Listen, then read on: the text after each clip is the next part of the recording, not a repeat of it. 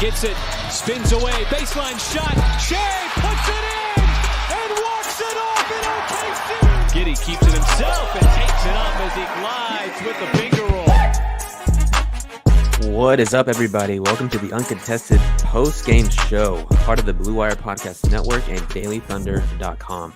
I'm your host for the night, Silva, here to discuss the nerve-wracking, turmoil-filled win the Thunder just had over the Detroit Pistons. Before I get started breaking this one down, be sure to sub to us wherever you get your podcast. Leave us a 5-star rating if you haven't done so already. You can find our content on Twitter, Instagram, YouTube, Facebook, and TikTok. Boy, thank you all for following along in the chat. Feel free to ask questions. This one will be talked about we have a lot to talk about. Let's just say both today on this podcast and moving forward. Boy, so much to discuss. Eamon in our chat already saying that JDub has hit the 1K points mark as a rookie. Wow. Let's start digging in. What a nightmare of a game. Exciting finish, exciting result, but if I could go back and maybe not sign up to cover this game and just not have to watch every aching minute of it, that would be nice. This was really hard to watch because it's the Detroit Pistons and you expect a certain result out of that matchup. But the Thunder moved to 38-39 on the season. Game coming up against Indiana on Friday.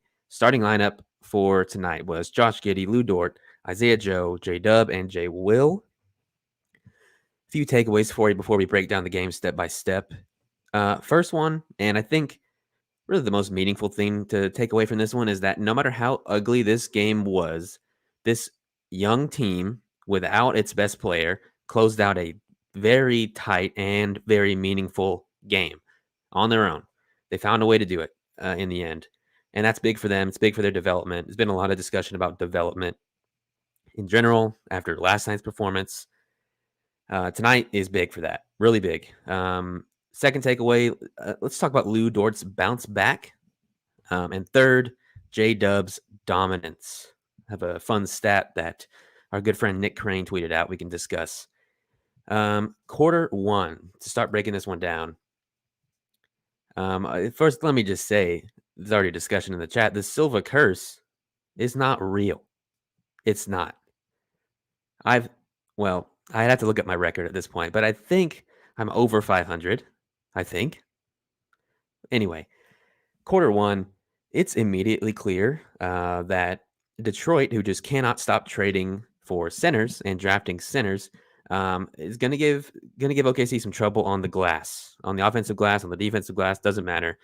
Just gobbling up second chance opportunities as often as they could. That was clear from the get-go. What was also clear is that Josh Giddey and Jalen Williams, JDub, were going to be aggressive right out of the gate, just like they were last night against the Hornets. They picked up right where they left off with the right attitude coming out. They didn't look like crestfallen and sad about that game. So that was awesome to see right out of the gates. The defense, it's hard to comment a ton on the individual defense. It's when you have, I mean, they started Marvin Bagley and James Wiseman, could remember his first name.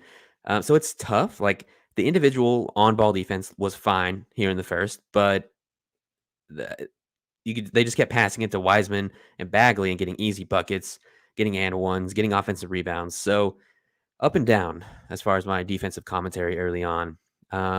Get a little Eugene Omarui return game. Got a brief applause from the crowd. It's just a guy they recognized. Right away, it was pretty clear, almost near the end of the first, that this was going to be a close game, closer than any of us wanted it to be against the worst or second worst team in the entire NBA. Jalen Duren, Marvin Bagley, Wiseman just tearing us up on the inside. And it was tough, but they move on to quarter two. Thunder offense honestly looks good. Looks really good to me. Ball movement, not an issue.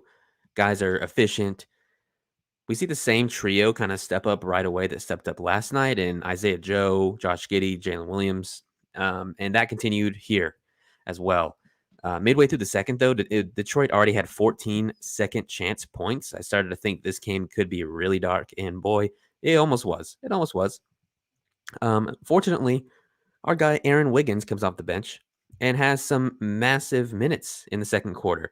The Thunder desperately needed someone outside of those three I just mentioned to come in and score, and Aaron Wiggins provided that. He had, before halftime, he came in and got 13 points on 5 of 6 shooting. Awesome. Really happy for him. Should have got more minutes last night, I think. Got 31 minutes tonight, so good for him. Going to hear another good for him later, and we'll have to drop the Jacob sounder. Now we are still in the second quarter. Things are close, very close still.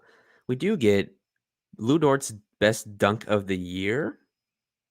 Please comment if I am missing another one, but Lou Dort posterized Marvin Bagley. I wrote in my notes, Lou Dort poster, you are forgiven for your inefficiency. So let's all golf clap for Lou Dort. Great job. He actually had a great game. We're going to talk about it. But the Thunder were, despite all that I just said, they were down 2 heading into halftime. Really unfortunate. Quarter 3, get a couple of J. Will booms to open up the game. I love that that's his signature thing. In the Thunder in quarter 3 do start pulling away. My stress starts to leave me a little bit. I start to feel better about things. Detroit's offense just went totally cold because they don't have a lot of good players out there. They had Corey Joseph, probably had the highest usage rate on their team outside of Jaden Ivey, which was tough. And Corey Joseph would just be a demon against the Thunder for most of this game. Wish that was not the case. But yeah, the Detroit offense is struggling. It looks like the Thunder are kind of making a run. Wiggins just making awesome plays throughout. He ended up with 19 points on the game. This is when I note that Joe Masato from the Oklahoman points out that of the Thunder's 16 bench points midway through the third quarter, Aaron Wiggins had 15 of those 16 points. So pretty wild stat there. At this point, I'm realizing that Detroit is giving Lou Dort as many open looks as he could possibly want. Fortunately, Lou Dort was playing at home, and he hit a lot of those open looks, so good for him. The Thunder did just decide to keep giving up wide open threes, though. They weren't closing out. They weren't getting back to their guys after a switch fast enough, I don't think. And Detroit made them pay. They kept hitting one wide open three after another. They actually finished 48% from 3 on the night. So they were 16 of 33, and it felt like it. They hit a ton of them. That's how they stayed in the game for the most part. And it was guys like RJ Hampton and Corey Joseph and Jaden Ivey, who is a 33% or less shooter from 3 this season, which is why it made it all feel more annoying. JDub comes in and kind of saves it a little bit, goes on a quick 5-point run of his own. It's 84-80 in OKC's favor heading into the fourth. Not what you want in a I think we should call it a must-win game. The Mavericks lost tonight, so the standings wouldn't have really changed had the Thunder also lost, but the very important win for sure. So Dub scoring those 5 at the end of the third were crucial, I think, moving forward. So heading into the fourth quarter, we immediately get a Trey Mann deep 3. And that dude put a sock in my mouth tonight. Great for him. We've slandered Trey Mann all year. And you know what he does? Hits a deep 3. And then immediately after, airballs the same look. Tough season for our boy, Trey Mann. Tough season. What can you do? Detroit keeps burying open threes. I start to feel sick. I start to feel depressed. I'm posting King of the Hill memes on the uncontested Twitter account. I don't know what else to do to handle. I wish I didn't have to watch this game at this point. Things were bad. My notes become very disorganized and cluttered here. I'm just typing things like, oh my God, it's tied. What is happening? And this is when things start to turn a little bit in OKC's favor. Lou Dort, who played his ass off, especially in the fourth quarter, just made a bunch of clutch plays. J. Will had, I think, 3 charges drawn tonight, at least 2. One of them was in this run when it looked like Detroit was maybe going to take the lead. Shortly after, Josh Giddey steals the ball, gets it to JDub, who scores again. JDub's kind of propelling the offense for the most part later into this fourth quarter. Josh doing a good job dishing, but is missing a lot of his own shots. We then get a flagrant James Wiseman kind of forearm hits J. Will in the head as he's going up for a shot, gets a flagrant. J. Will attempts those free throws. And then JDub is called for a foul off ball, so it kind of negates the advantage of the flagrant in that sense. And then Detroit goes and ties it up. And then Lou Dort, our savior, our bounce back king, hits a clutch and one on the other side. J. Will gets another charge. And mind you, there's like less than 2 minutes left at this point in the game. JDub hits an insane clutch jumper. We'll call it a jumper. It was like really close to the basket. And then Corey Joseph, Spurs legend, Toronto Raptor legend, hits a clutch 3 to put Detroit up 1 with less than 30 seconds left. Time for one possession, I think. I want to say there was 11 seconds. Correct me if I'm wrong. Just a brutal situation. It's like, this is a must-win game. You're down by 1 to the Detroit Pistons, the worst team in the NBA. And now it's up to these guys who, if our average age with SGA and Kenrich was the youngest in the NBA, what the hell is their average age without both of those guys? That's who is out on the floor tonight. So huge possession, 11 seconds left. Results in a jump ball that Lou Dort manages to grab and hang on to. So you got Lou Dort going up for a jump ball against, I forget who exactly. My mind was so clouded in the chaos. He was up against a much larger player. But Lou Dort wins the jump ball, gets it to Giddey, who misses it. But who's there? None other than JDub to clean up the mess and hit the putback with 0.5 seconds left, winning the game for the Oklahoma City Thunder. My God, what a game. I didn't know what I was going to do if the Thunder lost this game. Omarui, thank you, chat. It was Eugene Omarui who Lou Dort had to do the jump ball against. So it's fun. I didn't know what I was going to do if the Thunder lost this game. I thought about just firing up the live stream and just staring at you all in silence for 20 minutes. I thought about just, firing up the Twitch stream, playing some video games. I don't know. This was not a game I wanted to talk about had they lost. But we're here. They won. That's what is most important. It was ugly. That's fine. Ultimately, that is fine. SGA will hopefully be back soon. Mark said he was feeling better, just not ready to play yet. So hopefully Friday against the Pacers, which is another, if we're going to count the weaker opponents, we got to lump the Pacers in there. That's a game the Thunder need to win. We shall see. We shall see. Let's get into some personal analysis before we get out of here. I made this point a bit earlier, but I'll make it again now just to reiterate it. It is hard with how young this lineup was the Thunder put out. You got a 20 and 21-year-old closing out this game, this must-win game late into the NBA season to hopefully make the playoffs. And they delivered. Regardless of how ugly that delivering was, they were there. They won the game. They grabbed the game, got the result they wanted. Very, very proud of that. That is something we can all be proud of. Them being put in this position was really important. I know there was so much discussion yesterday about who is getting minutes. Why are we prioritizing certain players? Why are we trying to develop guys that are low on the totem pole as far as valuable assets, valuable players? Why are we playing a guy like Jared Butler? Why are we playing a guy like JRE for like 19 minutes in a row? Why are we playing Poku for a long stretch of time when he's clearly out of rhythm and not really ready?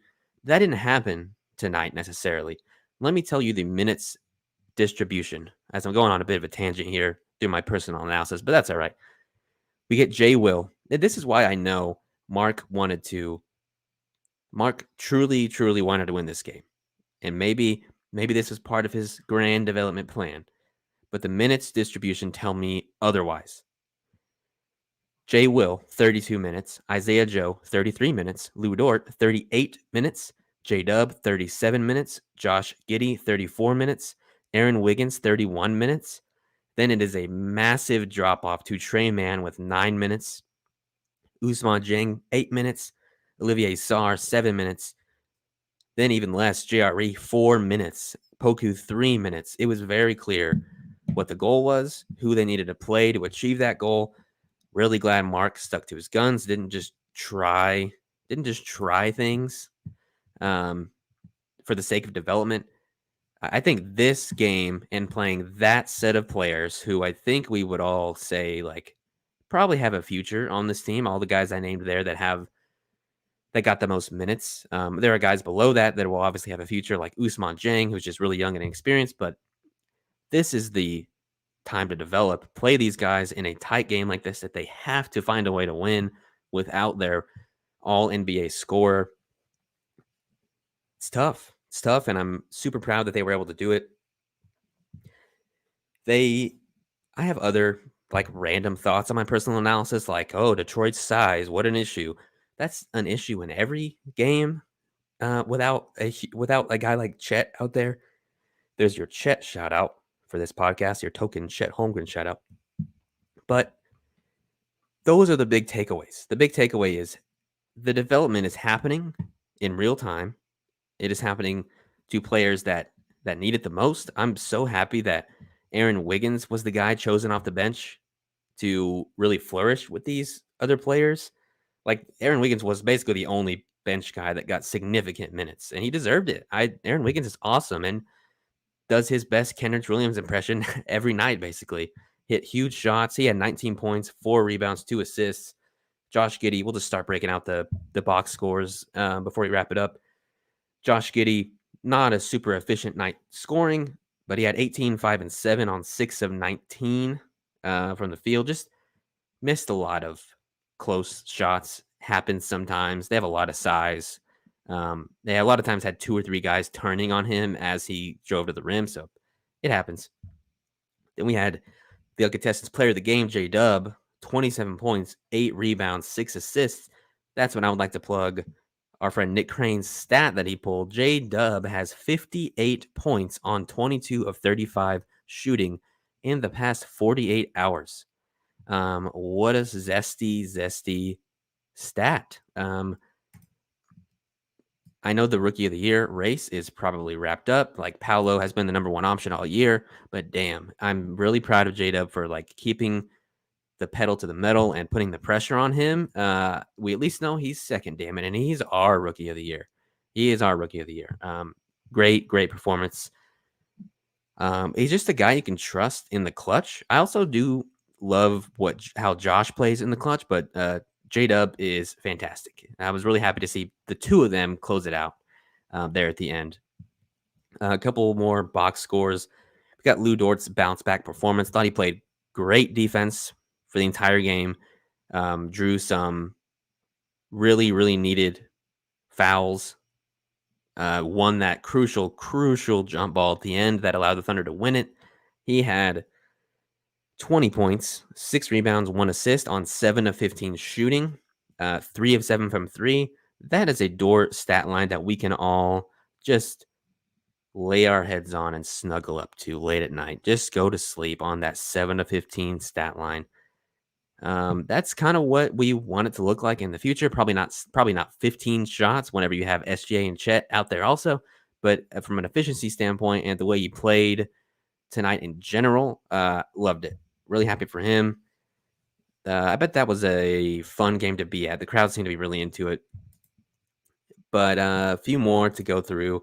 Isaiah Joe, the rare donut from 3. He was 0 of 7 from 3, Isaiah Joe was. And, you can't win them all, is all I'll say to that. But he was still 4 of 12 from the field, 12 points, 4 rebounds. We had Jay Will, who I thought had a fantastic game overall, 7 points, 6 rebounds, 2 assists. Only attempted 3 shots. He was awesome. He hit 2 big threes to start, I think, the third quarter. Loved what I saw from him. Always matched up against a guy that was taller than him, but still did a really good job. Like I said, drew like 3 charges, one of them being clutch at the end of the game. Really happy for all these guys. You'll see a group photo of them that Rob Perez put on Twitter floating around. You should go look it up. It's really wholesome. Really happy for everyone. It's very clear that they want this. They want to make the plan. They want this. And I think they'll get it. We can look just ahead at the standings. I pulled them up. The Thunder are still firmly in the 10 spot. The Dallas Mavericks lost tonight, which is awesome. So it puts a bit of distance between Oklahoma City and them. So Oklahoma City 38 and 39 in the 10 spot. Dallas Mavericks in the 11 spot are 37 and 40 now. Tough for Dallas. They lost to the Sixers. So ahead of us, the Lakers won tonight against the Bulls. Pelicans, who have like a very difficult schedule, are 38 and 38. So still some movement to see. Really important game on Friday, like I mentioned. We shall see. That's against the Pacers. I need to see who is healthy on the Pacers. Let's find out together. They played the Bucks tonight and allowed Drew Holiday to score 50. I believe he scored 50 points. 51 for Drew Holiday. That's tough. Let me go to the Pacers injury report. This is fantastic podcasting by me. Fantastic. Here we are. We're almost there, everyone. Do not worry at all. Guys that play. Halliburton did not play. He has a right ankle sprain and left elbow soreness.